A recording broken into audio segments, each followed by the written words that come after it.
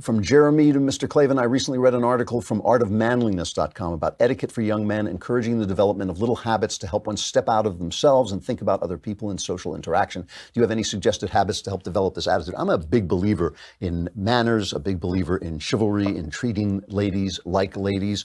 I think it is incredibly helpful to take that extra time that it takes to open the door for your wife or girlfriend as she gets in the car, to stand up when she comes into a room, especially in a restaurant or something like this. I just think all that stuff is really important because how can you put this?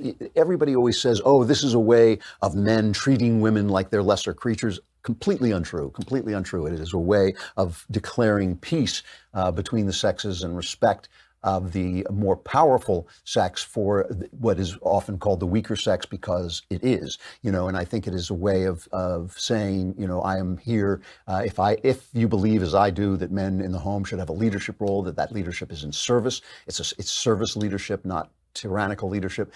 It's all kinds of things that, you should do. Just take the little extra time. I'm working really hard over Lent on keeping my mouth clean. I try not to curse. I always try not to curse in front of my wife, but I think I was slipping lately, and I'm trying to work on that. I think these rituals are incredibly important, and the rituals of good manners for everybody, men and women, are incredibly important. It's, people ask me, because I've had this, from my end anyway, this blissful marriage. They always say, what's the secret? And one of the things I always say is be nice to each other. Remember to say thank you for the things people do for you. Remember to be appreciative of the things that you don't see them do, the way that your life goes because of things that people do behind the scenes.